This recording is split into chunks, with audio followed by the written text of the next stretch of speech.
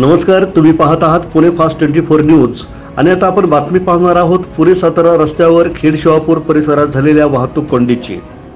रविवारी सकाळपासून या रस्त्यावर खेड शिवापूर फाटा ते ससेवाडी पर्यंत सुमारे 3 किलोमीटर वाहतूक कोंडी झालेली आहे।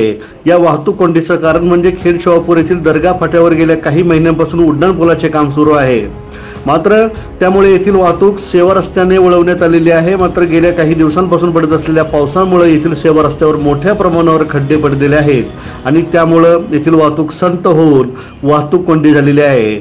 खेड शिवापूर दर्गा ते पाठीमागे ससेवाडी पर्यंत सुमारे 3 किलोमीटर वाहनांच्या रांगा लागलेल्या आहेत। नियोजन करून सकाळी पर्यटनासाठी बाहेर निघालेल्या प्रवाशांना या वाहतूक कोंडीचा मनस्ताप सहन करावा लागत आहे। या वाहतूक कोंडीतून बाहेर पडण्यासाठी प्रवाशांचा सुमारे अर्धा ते पाऊण तास वेळ खर्ची जात आहे। वारंवार येथील ठेकेदाराला रस्त्यावरील खड्डे बुजवण्यास सांगूनही ठेकेदार त्याकडे दुर्लक्ष करत असल्याचं महामार्ग वाहतूक पोलिसांचं म्हणणं आहे।